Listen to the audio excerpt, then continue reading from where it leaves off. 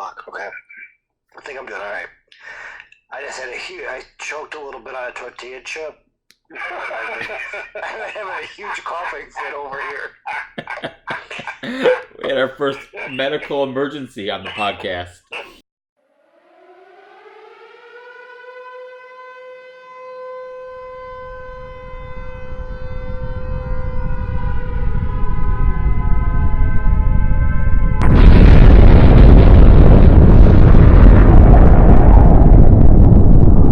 Fucking twat.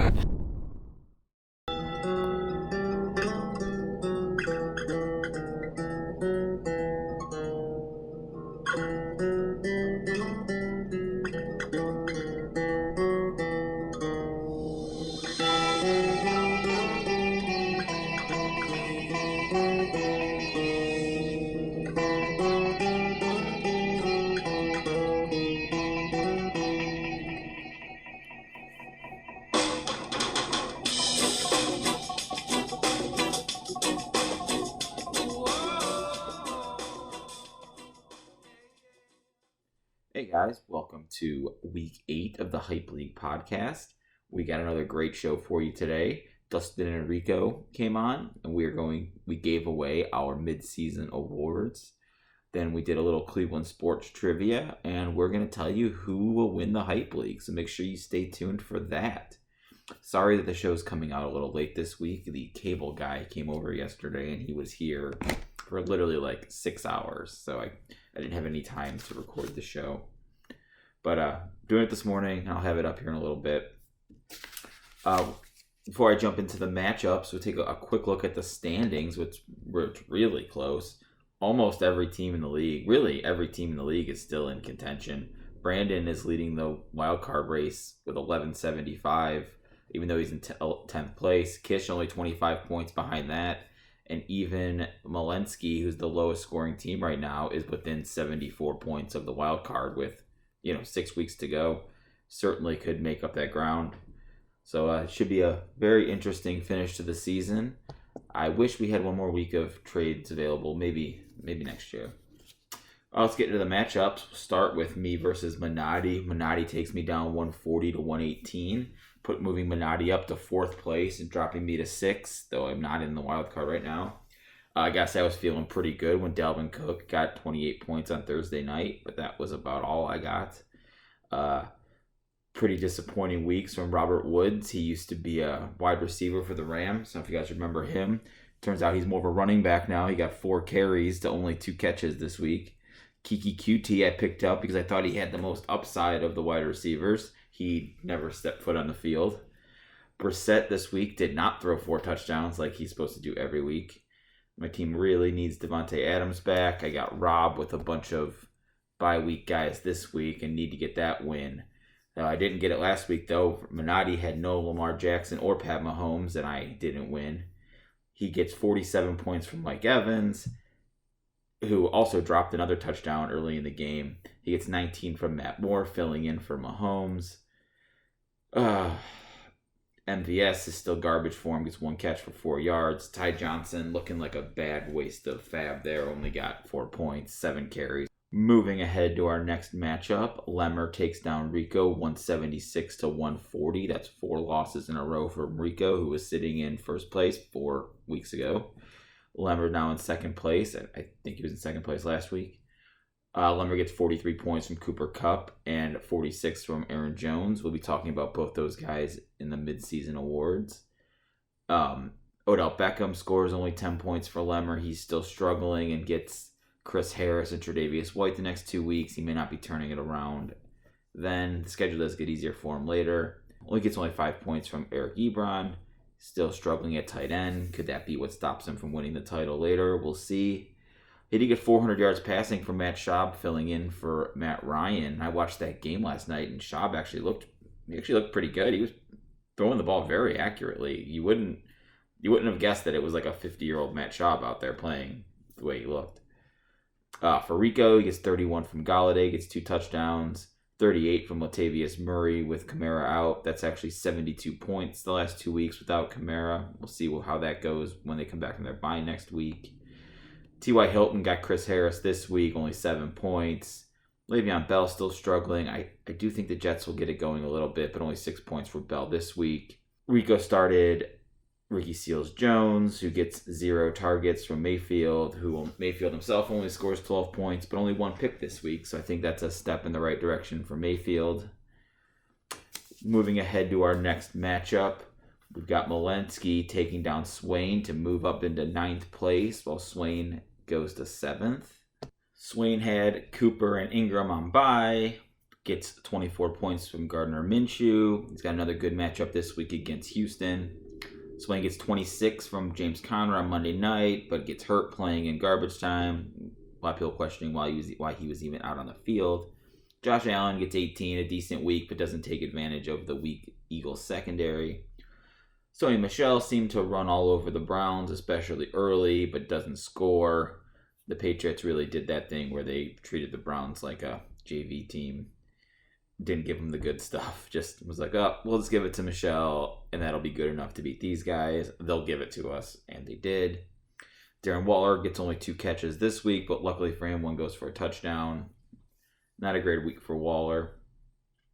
Edelman also beats up the Browns, gets 2 touchdowns. Juju for around Malinsky now. Juju scores 23 versus Miami, which is his best game of the season. Jordan Howard gets 18 in a tough matchup against the Eagles' run defense, which has been good all year. Ryan Tannehill was able to take advantage of Tampa Bay turnovers. He gets 3 touchdowns while only throwing for 193 yards. Zach Ertz still sucks for Malinsky, gets him only 4 points. Not getting the targets to be one of the top tight ends. Moving on, Dustin takes on Brandon. Brandon beats him 154 to 104, putting Brandon in 10th place and Dustin in 12th. But like I said earlier, Brandon now holding on to the wild card. For Brandon, he gets 30 points from Julio, even though Matt Ryan was out. It didn't seem to matter. Like I said before, Matt Schaub actually looked pretty good. We talked about Tampa Bay turnovers. Winston does his thing, throws 2 interceptions and fumbles twice, but still gets 25 points. Derek Carr gets 23 in a matchup with Houston. Brandon also gets 28 points from Barkley, most of it through the air, 8 catches for 79 yards and a touchdown. Not so good from his Detroit Lions, though. He picks up Marvin Jones, TJ Hawkinson, and JD McKissick, who combined for only 12 points against the Giants, which should have been an easy matchup. For Dustin, I tried to find some bright spots to talk about, but there weren't any. 16 from Golden Tate was his highest scorer. Kamara was out for him last week, and he's out again this week out with a bye. Deontay Johnson got him 19 points on the bench. I guess that would be the best thing I could say. Darrell Henderson has looked good watching those games. He's pretty explosive. Just with Gurley there, he's not going to get enough carries to make him worth it. He also had Dak on a bye last week, so that hurts him. He's really been living on those 2 quarterbacks helping him. But I guess the best thing you can say for him, he does have Deshaun Jackson, Kamara, and Thielen coming back from him in the next few weeks, which may help him with those guys and Dak and Wilson. He's got a good chance of not losing the Patriot Bowl, I think. Case takes on Chuck in our next matchup. Case beats him 173 to 131, putting Case soundly into first place as the highest scoring team. Chuck drops to 5th, 1 spot ahead of me. Only, I believe I am 6 points behind him, which is probably my best path to the playoffs. I doubt I would get it as the 6th seed. I'm really going to need the 5th. Same goes for Chuck. For Case, it looks like Aaron Rodgers has shaken off whatever was going on early in the season. He scores 29 points and looks like he is rolling the last few weeks. We're going to talk about Rodgers later on in the show. DeAndre Hopkins scores 50 points in the last 2 weeks without Will Fuller. That I'm sure is not a coincidence. Breeze is back, gets an easy matchup against Arizona and scores him 29 points. New England defense, who we will talk about in the midseason awards, also gets another 22 points versus the Browns. McCaffrey gets him 30 points in a tough matchup versus San Francisco. We'll also talk about McCaffrey in the midseason award show.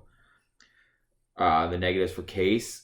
Chase Edmonds gets hurt, only 3 points. Looks like he's going to be out for a few weeks. And Gerald Everett, only 3 points. I got no victory lap text about Case's great tight end pickups this week.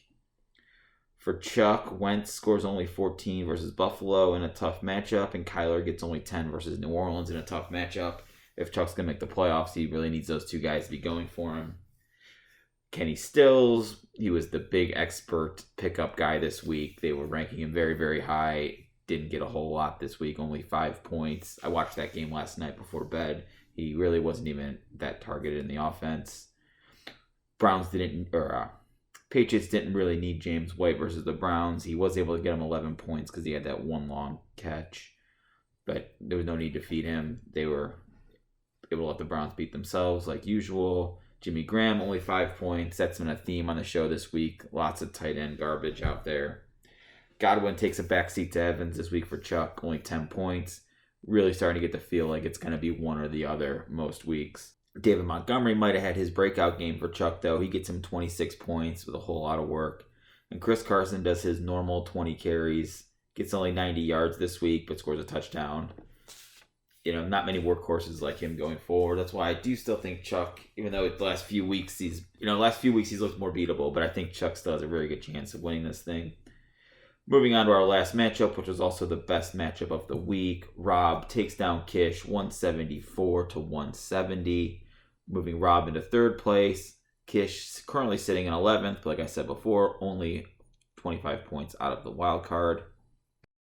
For Rob, he gets 52 out of his quarterbacks, 26 from Goff, 26 from Stafford. Stafford's having a really nice year, and Goff is getting a lot of stats while not playing all that well. Michael Thomas, he gets 29 points. We'll probably talk about him during the award show. He is certainly a fantasy MVP candidate, even without his quarterback most of these weeks. Austin Hooper gets 18. Him and Darren Waller are really the only late-round tight ends who you didn't spend up for, who are working out for you this year. Rob does lose Andy Dalton after trading for him, though he didn't give up a whole lot to get him. And I don't know. I could see Dalton making his way back onto the field if Finley, falls on his face. I think Finley's like a 26 or 27-year-old rookie. For Kish, he gets 27 out of Deshaun Watson. He's probably the top quarterback at this point. Diggs gets him 22 on Thursday night. Joe Mixon finally has a bit of a game for him, gets 17. Tevin Coleman tried mounting the comeback for Kish late Sunday, gets 39 with 4 touchdowns. Evan Ingram bounces back, gets 14 with a touchdown this week. Leonard Fournette, who I feel we talk about on the show every week, gets 20 points, no touchdowns. He has like a 65-yard run where he gets tackled on the 5-yard line. It was actually Rob's guy, Chris Conley, out in front trying to block, gives a very weak effort. Fournette gets tackled on the 5. They throw it to Keelan Cole the next play for the touchdown. Later in the game, they hand Fournette the ball on the 1-yard line. He runs up, meets the linebacker. There's maybe a quarter of a second standstill before the pile just pushes everybody forward into the end zone. The referees call forward progress and bring it back. I don't remember what happened on the drive, but Fournette did not get... Oh, there was a penalty. They ended up kicking a field goal. That's what happened. Either one of those touchdowns for Fournette would have given Kish the victory, but alas, he does not, and Rob takes the win. I guess for Kish, wins and losses don't matter so much right now. It's more about scoring points. Moving ahead, let's get into the interview. I already recorded this, and I know it is actually very funny, as you would have assumed it would be. I hope you enjoy it. All right, we got Dustin and Rico here. We're going to do our mid-season awards show, and then we're going to play a little bit of Cleveland Sports Jeopardy. How's it going, guys? What's up, Ricky? Good to hear from you, buddy. Good to be here. Dustin, you're becoming a regular on the show. Oh, yeah, I got nothing else to do on actually Tuesday nights, but wrestling does start next week, so we might have to do something else there. Oh, boy. Like SmackDown kind of wrestling? No, like I wrestle with the little boys. Wow. Nice. Okay, well, I give you guys a little assignment to come up with your mid-season awards. I asked you to come up with your first half MVP, your first half least valuable player, your first half rookie of the year, your worst first half prediction, your bold second half prediction, your second half MVP, who you think will be your second half drop off, and who's going to win the Hype League. And as a bonus question, what's been your worst customer service experience of this first half of the football season? I actually heard... I heard this on a fantasy football show as part of their midseason awards, and I wish I could remember how they tied it into fantasy football, but I don't. I do not have a worse customer service story. I've racked my brain and I have nothing. I don't shop. I don't order stuff. I have no issues. Wow. I mean, that's not a bad problem to have. So you have. I do have the story about the good customer service. Oh, maybe you could tell us a good customer service story when we get I there. like a little positive spin of things. Okay. Always nice. I wish I So received. appreciate that. I wish I received more good customer service. I'm in the middle of still not receiving my package from UPS that I was bitching about the other day. Okay, so let's jump right into this, and let's start at the top with our mid-season MVPs. I didn't really give you guys any criteria, so you can kind of use whatever criteria you used is fine. Dustin, let's start with you. Who was your first half MVP? Well, I wrote down 2. I wrote down 3. First, I put down Christian McCaffrey. He's been amazing. Second one I put down was the Patriots defense. That's it. They're 70 points ahead of San Francisco as the second highest scoring defense, and 102 above the team behind that. I think That's that. pretty Like crazy. 6 touchdowns already. Yep. Yeah. So, Rico, who did you have? I had McCaffrey on the list. I had New England defense on the list. Receiver-wise, you gotta love Michael Thomas. Ultra consistent. I think it said. I think I looked at he had with 16 plus every week. Nothing less than that all year. That's pretty gross to just have that plug in. And he had, that one monster week of 40 something stupid. Yep. And then I had Cooper Kupp on there, man. He's only had 1 week below 11 points. And then he's had 4 weeks of 28 plus, that's going to help you win a lot of weeks, I love that shit. Excellent. You guys put a lot of research into this. I'm very proud of you. It's actually. I did a little bit. I did a little bit. It's more research than I put in because. But I also do this every week and read everyone's teams like 5 times and watch all the games twice, or all the games at least once. But so I guess I thought that might be how you guys came at it. I went at it more of like a value, like who was the most valuable player, like by like how much you paid for them to, as like a fantasy MVP. I also have Aaron Jones on my list with, I thought, probably tremendous value. You weren't expecting him to be where he is. Sure. So I went with Cooper Kupp. He was $24 at the auction, and he's wide receiver 2 right now, behind only Michael Thomas. But then after thinking about it, I wrote down Lamar Jackson also. He was $26, and he's QB1. But then I actually ended up going with New England defense, was who I was going to say was my MVP. I'm sure they were $1 or $2 at the auction, and they're like the 8th highest scoring player right now. yeah, crazy. It's stupid. Like, when we started with you guys, remember we started this league, I didn't even want to play with defenses. Remember, I tried to say no defense, no kickers. I was able to get no kickers through, but not no defenses. We do it in Jays now. Jays league, no kicker, no defense. Well, because like the best defense and or the best kicker won't necessarily even be that great from a fantasy perspective because there's so many like outside factors that contribute to their scoring. That's why I prefer not to use them. Right. So that was good stuff there, guys. Thanks. So let's go with the first half least valuable player. Rico, we'll start with you this time. Oh, I had a few. There's just lame dudes that are underperforming like crazy or just beat up. I try not to pick anybody because of injury stuff, but Good. Baker's killing me. Nice. So he's on my list. Juju hasn't done anything. Nope. Anybody who Mixon just brutal. Yeah, Mixon's Yeah. brutal. So there's some brutal dudes Yeah. that were costly and major letdown. Yeah. Dustin, who'd you have? Oh, I had Baker and Juju on my list, along with Antonio Brown, Nice. and I actually had Travis Kelce on my list too. I For went. how much he was spent, like I spent on him, It's I mean, he's still third in his position, right? But he's just not performing where he needs to be. Exactly, that makes sense. He needs to be like a top 10 wide receiver, right? Not a top 3 tight end. Exactly, that makes sense. I went with Joe Mixon. Same reason Rico said. He was $40 at the auction. He's right now running back number 34, barely ahead of Duke Johnson, who has been a disappointment also. And actually, Minani paid quite a bit for him. His pre-draft rank was 19th. He's 107. Yes, that's not very good. $40. I think I said that. Yeah. First half rookie of the year. There was a couple of choices here. That all would have been good. I tried to go a little different than I thought you guys would go with. I took Gardner Minshew as my first half rookie of the year. I know Swain picked him up for pretty cheap, and I'm not exactly sure what ranking is, but I saw him in the top 25 overall players going into this week.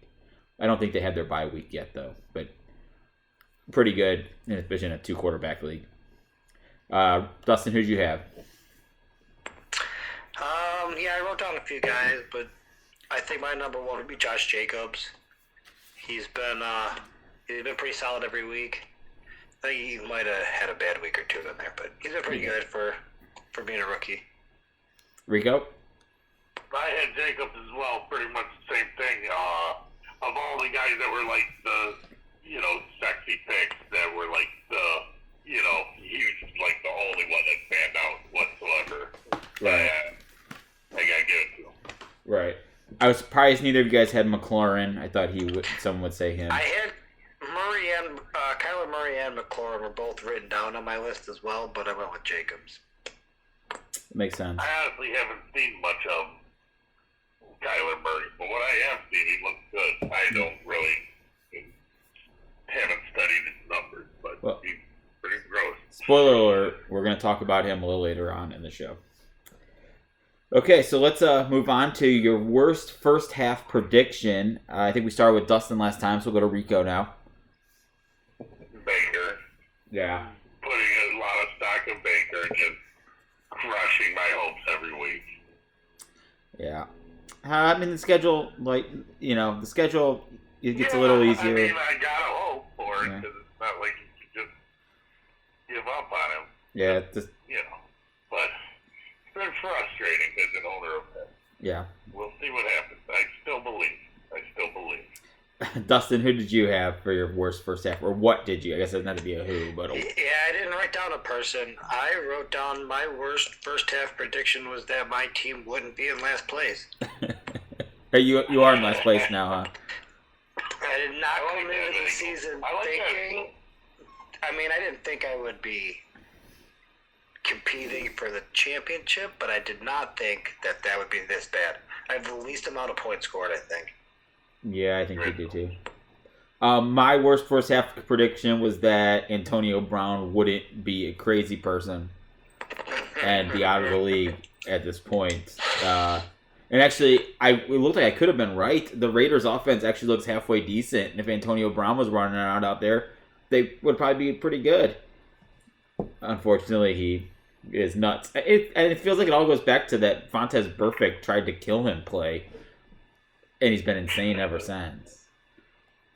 But hey, Ian Rappaport had a report that teams that aren't able to trade for a wide receiver at the deadline might try to kick the tires on AB. That's why I picked him up last week. If someone's going to get points from Antonio Brown this year, it's going to be me. I don't care how long I have to hold on to him for. It's going to be me. Oh, okay. I will save that one for... All right, let's switch. Let's move up to a second half drop off. Dustin, who do you think is going to drop off? Which prominent player right now is going to drop off the most in the second half? Well, I think it's going to be Kyler Murray. It's kind of already started. He had 2 pretty bad games the last 2 weeks. He still has San Francisco twice, the Rams, and Carolina. I don't see a big second finish to the season for him. That's interesting. We'll talk about that in a little bit. Rico, who do you have for your biggest second half drop off? I went for a pretty similar take, but I went Dak. I think he's already starting to fall off a little bit. Right now, he's the 5th best QB, and I would guarantee he does not end up in the top 5. Dustin doesn't want to hear that. I'll tell you what, I'll take that bet. All right. Look at Dano. Well, I would take some of the Kyler Murray. This is going to be... The Swain Case episode was the kids crying episode. You guys are going to be the coughing episode. Sorry. No, it's... Sorry for partying. So it's funny that Rico, you went with someone on Dustin's team, because for my second half drop-off, I went someone on your team, Cortland Sutton. Uh-oh. Oh, well. I think he's been really good so far, and I do think he's a good player. But Joe Flacco, I mean, I guess it depends if Joe Flacco is actually hurt or if he just got benched for criticizing the coach. I guess we'll probably know more about that in a couple weeks. But Flacco does autocorrect to flaccid. I know. It has. Yeah, you really did do your research. It's the drop-off award, the Gone Flaccid Flacco award. It's funny. It's done that for years too, and none of the developers have ever been like, "Hey, this guy plays football in the NFL. Maybe we should change it so that it doesn't say Flaccid. People type his name in." He's won a Super Bowl. Yep. I know. And made $100 million. Give the guy some respect. Just give the guy some respect. It was beautiful people. I also actually wrote down a second guy for second half drop off that I see coming, and he was picks for both of you guys for your first half MVP, and that's Christian McCaffrey. He's just carrying the ball so much, he's gonna wear down before the playoffs come. Before our playoffs come. You never know. Yeah, it just, I don't know. He's not Ezekiel Elliott. I don't know that he's built to carry that kind of load. We'll see. I don't know that he takes the hits he takes either. He gets down enough. I don't know. We'll see. I mean, it caught up with him a bit last year. I don't know. We will see. Okay. So let's move on to, I guess. Okay, we'll go to who is going to be your second half MVP. Let's start with Dustin. Or we started with Dustin last time. We'll start with Rico. I got Aaron Rodgers. I just watched the other week, and I just see it click in there.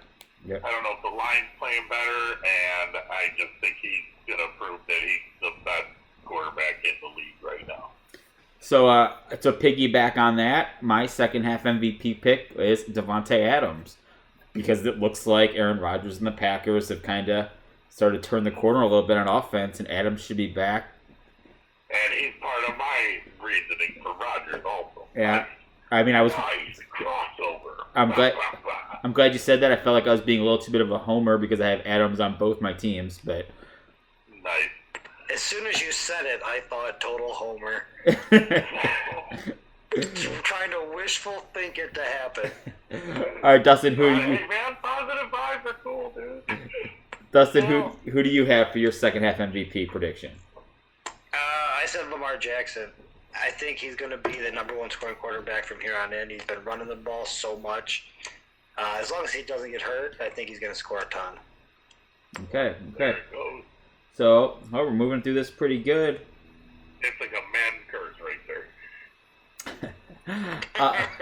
All right, so before we wrap this up, what is your second half bold prediction? Start with Dustin. All right, so I wrote down 3. A not so bold, a bold, and a crazy bold. Okay. For my not so bold, I said that the number 6 team in the standings will not also be the wild card team. They will not make the playoffs. No, that's not bold. That's not very bold. It's only happened once in our 3 years. My bold prediction is that Richard makes the playoffs and is the least most points scored. Of the playoff teams? Of the league. You will have the least amount of points scored and make the playoffs. Wow, that's a very bold prediction. I like it. And my crazy bold prediction is that I will not even be playing in the Patriot game. Wow. Okay, those last 2 were bold. All right, Rico, what is your second half bold prediction?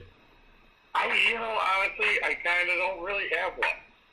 I didn't write anything down, and I thought I would think of something, and you do yours, and maybe I'll have something. That's fun.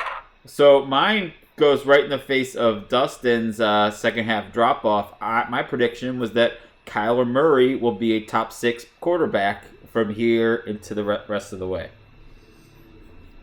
I can see that. I think just I don't know. The last 2 weeks it got me a little bit down on him, but I think like the rushing. When he plays the Browns, he's going to run for 100 yards and scramble for like 7 first downs. I think because like with his, he's going to be kind of like Lamar Jackson, maybe like Lamar Light. Maybe you call him with probably with more passing potential. I think as he kind of gets his legs under him a little bit in the second half of the season. So, all right, so let's hear it, guys. Rico, who's going to win the Hype League? It's so hard to say. I really don't want to give it to anybody. I want to believe it myself. But it's just...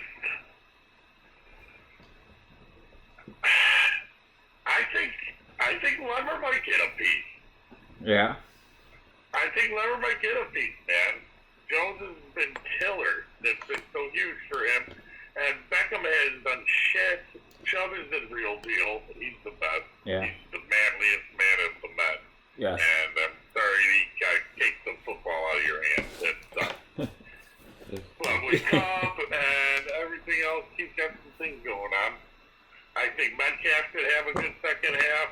He could really be big. I don't know, man. I'm going with Lammer. Sorry, I hope I don't curse you, buddy. All right, Dustin, who you got? Well, if you weren't feeling cursed already, I also wrote down Kevin Lemmer. Oh boy.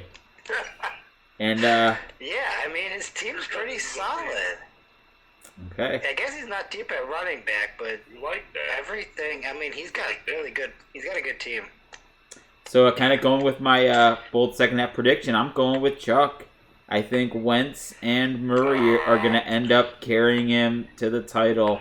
I think Mahomes comes back this week or next week, and Tyreek Hill is a top 5 receiver again. And Chuck crushes our dreams and takes home the prize. I think you've been actively rooting for Chuck to curse him this whole time. Rick has no shame. He's taking this time to jinx the shit out of him. He talks about how good Chuck is and how he's going to win it all. It's all going to be over. First he uses Devontae Adams to try to get a jinx out of, or reverse jinx out of him. And now he's trying it on Chuck. The guy has no shame. That is not what's happening here. That's what I think is going to happen. All right, guys. I'm going to give you another natter day, and I'll be back to you in 1 second. Are you guys ready? I'm ready. That box of one. Yeah, I'm ready, baby. Okay, guys. Well, I prepared a little fantasy Jeopardy game for you. It's going to go just like the Handa and Dustin game. We'll start at 1 point and move to 5 points. Like, just go in order. No negatives for wrong answers, so no daily doubles either. Our categories are, it's Cleveland Sports Trivia Jeopardy. So it's Browns, Cavs, and Indians. Dustin, since you are the champion, the defending champion, we will let Rico have the first selection. Oh, and by the way, Rico, Dustin knows this too. Say your name to buzz in. Gotcha. I will do my best to. I don't think you're going to get confused to who's talking here, but you got it. All right, Rico. But also, we just go in order, right? You don't pick a number. Nope, I'm just going to start at 1, go through 5. Gotcha. Cool. Okay. I'll start with Cavs. Okay. Cavs it up. Cavs. I got Cavs fever right now. So Cavs is tough. I was sharp on the Cavs over. So And he knows that I hate the Cavs. I have no knowledge of... I didn't even know they started the season. Cavs is actually tough for me to make the questions, too, because I don't know much about the Cavs. So, like, I don't ever really know what's too easy and what's hard, but Gotcha. I think I got it. Here. Okay. Cavs for 1 point. Who was the first Cleveland Cavalier to win the MVP award? Rico. Rico. I'm going to say LeBron. LeBron is correct. All right. Rico. MVP stuff. I mean, they don't just give those things away. Nope. I think he ran out of time. Well, it's funny because I'll definitely be cut that out when I go back through the show, so it'll sound like he answered immediately. Bullshit. All right, Rico, you still control the board. Cavs for 2. Cavs for 2. This Cavs player wore number 43 in honor of NASCAR driver Dustin. Brad Doherty. Brad Doherty is correct. I love Brad Doherty. In honor of NASCAR driver Richard Petty. Brad Doherty owns part of a truck series team, I think, or...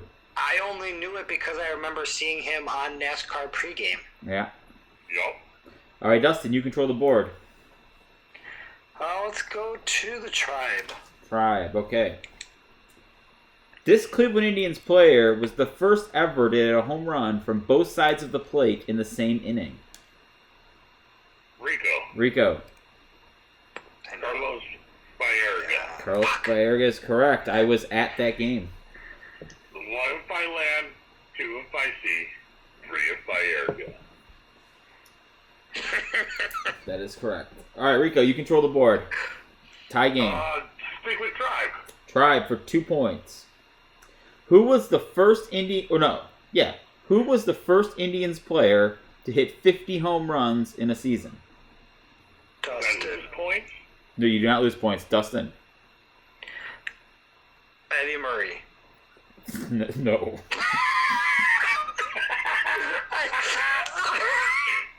I'm going to Rico. And I'm going to Rocky Calavito. Incorrect. Albert Bell. Oh, really? That's a 50-50 year. Dustin, you still control the board. No one got the point there, but we did get a good laugh. Eddie Murray probably didn't hit 50 home runs in his 2 seasons with the Tribe combined. I don't think Rico... I think Rico has control of the board. Oh, yes, he does. You're right. Browns. I think the Browns didn't. Browns for 1 point. The Browns have only won one home opener since 1999. Who was the quarterback for that game? Rico. Jeff Garcia is correct. Rico owns the 1 point questions. Got them all. Off the 1-pointers.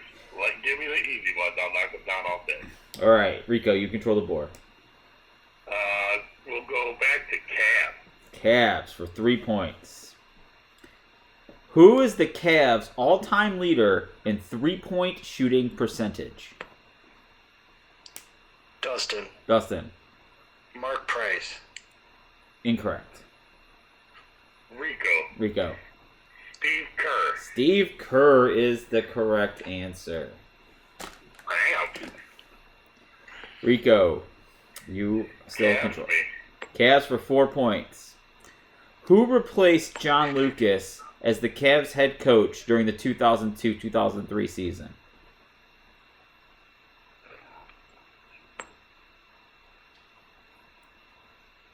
Rob is yelling. If Rob's still listening, he's yelling at us right now. I have no idea. Who's their coach this season? John Lucas was I need my big. I do not know who the coach is this season. I wouldn't have gotten this unless you told me he was from Indiana, Keith Smart. I may have gotten it though. Oh, Keith Smart. Unless you're Keith Sweat, you don't matter, dude. Never heard of him. Never heard of her. All right, Rico. Rico leads 6-2, and you control the board. Browns for 2 points. Who was the last Browns player to be named league MVP? Rico. Damn it. Leroy Kelly? Incorrect.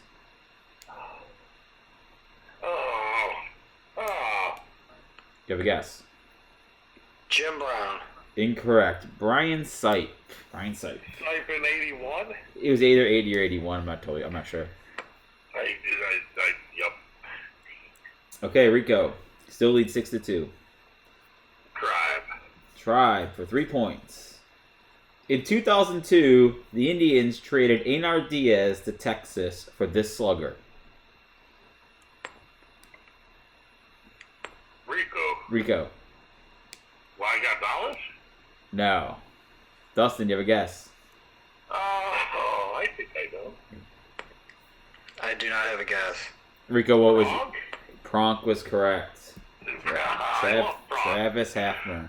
Yeah, I was wanting to say that's. Well, I thought that might have been too easy, but it was not apparently. Rico, Travis Hafner. I still have an autographed baseball. Thank Tom Ernie. I once walked into a meeting between Travis Hafner and Mark Shapiro at the Ritz during Swain's, what do you call it, wedding rehearsal.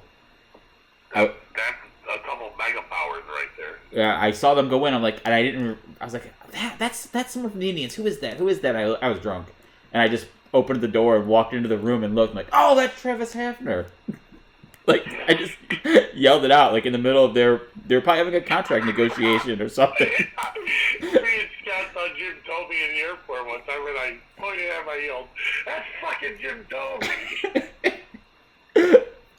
Oh, that's funny. Okay, I think Rico still controls the board. You guys have not gotten one right in a while. Browns. The questions are, I think, are going to get a little harder. Browns. 3 points. What team did the Browns defeat the last time they won a playoff game? Rico. Pittsburgh Steelers. Incorrect. Should be the Steelers. I will say the Colts. No. Didn't you guys watch the game Sunday? It was Bill Belichick beating the Patriots. I did not. You didn't watch the game? Well, I watched the game. I did not see that. Well, I don't know, man. Okay. I Well, can't remember everything. it's usually how Dustin wins. A bunch of misses, but he happens to be leading. All right, Rico, you still control the board. Cavs for 4 points. Oh, Yuck. no, Cavs for 5 points. 5 points. In 1996 NBA draft, Kobe Bryant was selected number 13 overall. Right after the Cavs selected which player? Rico. Zydrunas Ilgauskas. Nope, he was number 20 in that draft. Oh, that's fine. Dustin, do you have a guess? I do not. Rico, do you know the answer now? No, Terrell Brandon, maybe? Vitaly Potapenko. Vitaly was the other one. Yeah. I've never heard that name in my life. They took V and Z in the same draft. All right, we are down to Browns and Tribe only. Categories finished. All right. Rico's still controlling the board, but it's anybody's game. Controlling the board of... What did I say, Cav? You took Cavs is eliminated. Or not eliminated, but... Browns for 4 points. The Browns had gone almost 20 years without a 1,000-yard rusher before this player accomplished the feat. Rico.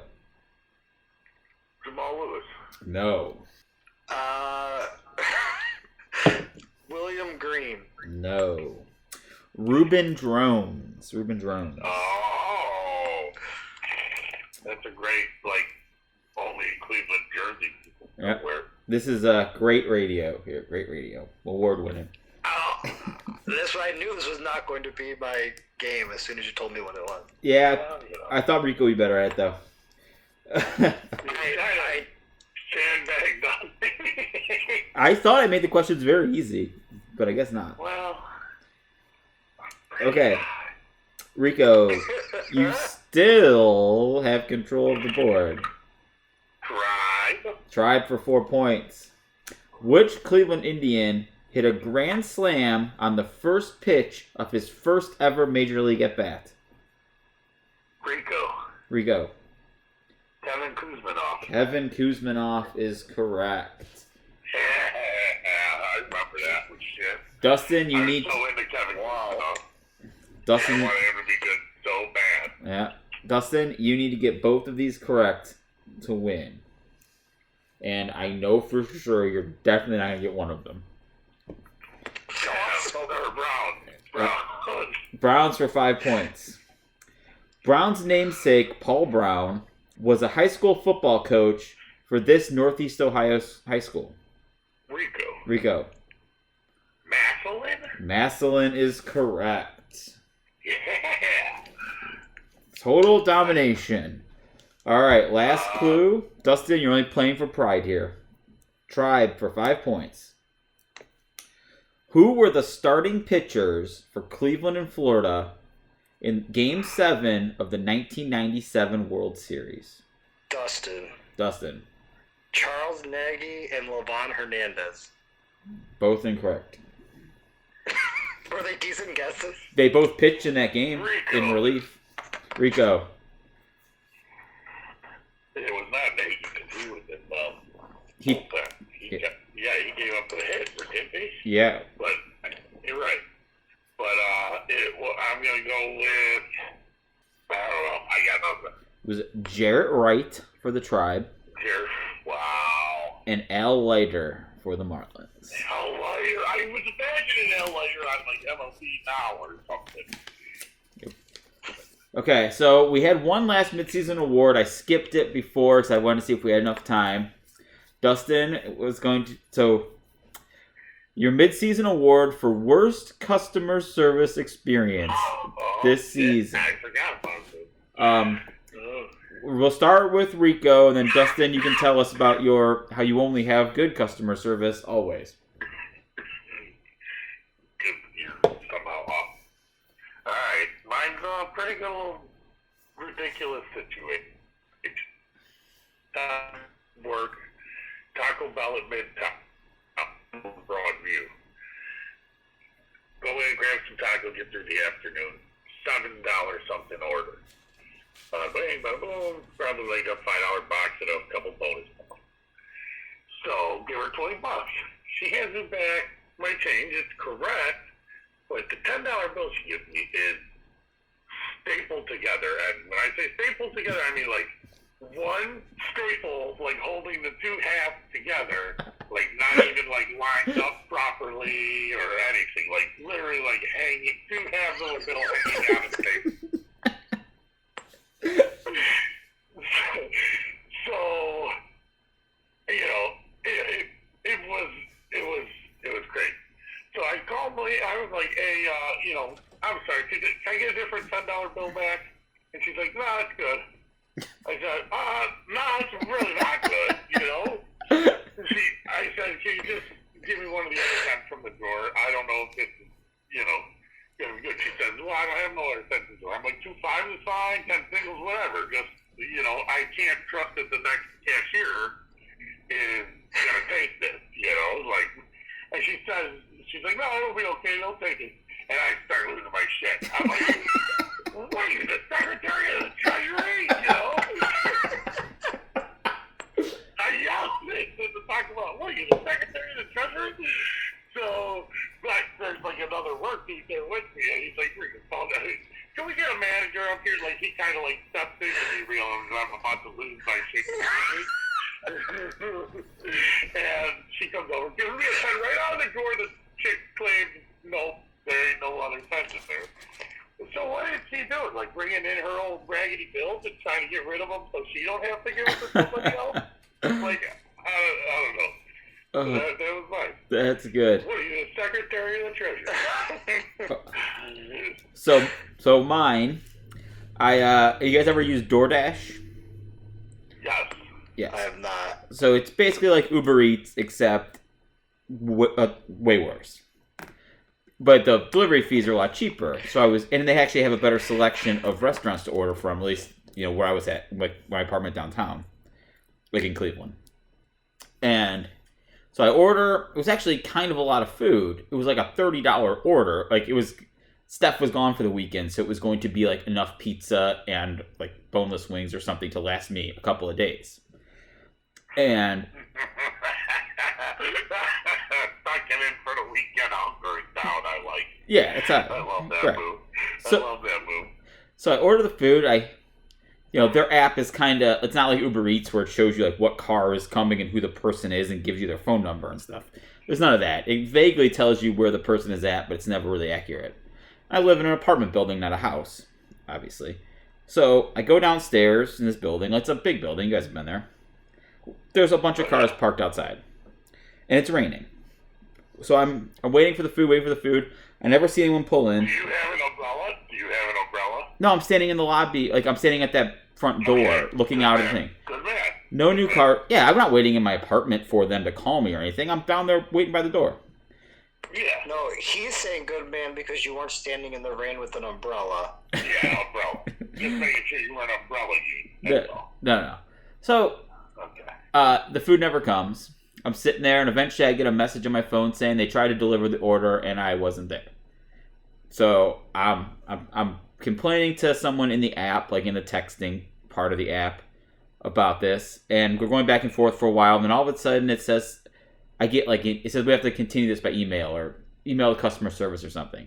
So I send customer service an email with like the transcript of what I screenshots of what all the conversation I just had. They basically reply to me like first message all over again. So I'm getting angry at this point because I'm hungry and pissy, and probably kind of drunk. I don't remember if I was drinking, but if Steph was out of town, I was probably drinking. Let's assume. Yes, I had probably been drinking most of the day. And I'm going back. Like, I email them and then explain what's going on. I hear nothing back. Like a day later, I get a reply asking like a follow up. So I again kind of I message them back. I don't hear anything for like 2 days, and the reply I get back was, "Did our customer service meet all of your needs?" And or like, how would you rate our customer service or something? And I reply back like, nothing was resolved. Like, I tell them what happened. Again, I hear nothing for like 2 days. And then again, I get an email back that says, how would you rate our customer service? And I wrote back something like, are you fucking kidding me? Am I being punked? Is Ashton Kutcher on the other end of this fucking email messing with me right now? I don't understand what's happening. Again, I don't hear anything from 2 days, and I get the exact same email. How would you rate our customer service? I was losing my mind. I never got any. I never got any resolution to this at all. I just didn't get the $30, and I didn't get my pizza. And you lost the money too? I'd already paid for it on a card. I got no money. I got no pizza. I got no resolution. That's the worst ever. Yes. Did you start a Twitter rant? That's way worse. What's that, Dustin? Usually if you complain on Twitter, they start to respond. Did you take it to Twitter? I did not. People don't like being badmouthed on Twitter. DoorDash is a pretty janky company. They also, I don't know if you saw, like, it was in the news that if you were tipping their drivers in the app, they were keeping the tips. I did see that. Yes, so they were a very untrustworthy app. I shouldn't have been using it. And actually, Rob was the one who suggested it to me. So now I don't feel bad for jinxing all of his players this season. I know a lot of lazy people that use that stuff all the time. I've never done it. There was lots of good restaurants downtown that they brought me. We've done it here. We don't do it a lot, but we've done it. For a minute there, I was doing it a little too often. They brought me Dina's one time in like 40 minutes for like $2. Nice. I mean, I tipped that guy pretty good. I didn't realize that he didn't get that tip, so now I'm even more angry about that. Because it was like, well, this guy just, for $2.99, this guy went all the way to Dina's and then to downtown. Nice. But, yes, it was bullshit. I'm also having a terrible time with UPS right now, but we'll save that for another episode. So, Dustin, let's end the show by you telling us about how you always get good customer service and DoorDash would never do that to you. I don't not always get customer service. I just don't have a lot of customer service interaction. I don't buy stuff. Like I said, I've never Uber Eated or DoorDash. I've never done any of it. The only thing I typically have delivered to my house is my weed. And I'll tell you, the guy's great. I text him at night. First thing in the morning, he's right there. Well, he actually reached out to me the other day.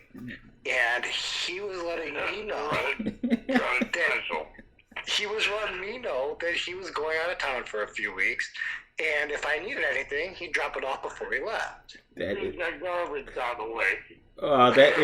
That is exceptional customer service from your weed guy. Well, so it gets even better. Don't want to leave you high and dry. He did not want to leave me high and dry. He's great. So I let him know. I texted him. I answered. I said, hey, do you have anything else, or is it the same stuff as last time? Because last time I wasn't super thrilled with it. It wasn't great. It was the first time in years I've had seeds in my weed. It just hasn't happened. And he's like, no, that's all I got, but I'll cut you a deal. So he sold me a decent quantity for a very cheap price. Nice. Wow. So, and he said, anytime you got a problem, let me know and I'll make it right. Like any problem, or just like a drug problem? Well, one time he was here actually when we just moved in and I installed a bathroom drain wrong and it was leaking through the garage ceiling and he fixed it. Wow! You're not talking about. We gotta get this guy. You're not talking about. Are you? I am talking about. Whoa! No names, please. Yeah. I don't know what you're talking about. Why? Interesting. Okay, well, you get better customer service from your weed guy than I get from DoorDash and definitely from UPS. There's a girl at UPS who's gonna get punched in the face if I don't get my fucking package tomorrow. Spectrum, you can eat my dick. Let me throw that out there. Spectrum can eat my dick. Spectrum. Well, I got ours. We have Midco here, and they're coming tomorrow afternoon to hook up our internet. So we'll see how that goes. Good luck with that, man. Yeah, excellent. Well, that was great stuff, guys. We're checking in about 40. Thanks for having us, buddy. Looks like we're checking in about 40 minutes. I'll do the matchups in about 15. We'll be short of an hour. I think that's our goal at this point. I think that's a good run, buddy. Awesome. Good shit. Thanks for letting me be part of the magic, buddy. Anytime, you're invited. And, guys listening, we need a guest for next week. I don't have anybody signed up yet. I think there was some preliminary talk a few weeks ago with Chuck, but we haven't nailed anything down. If anybody else wants... Oh, Chuck's going to win the league. I would love to get Chuck on here and talk about how he's going to win. I think that would be a great thing. Let's try to make that happen. All right, everybody, thanks for listening. For Rico and Dustin, I'm your host, Rick Knofel, and I'll see you next week. Good luck this weekend, and go Browns.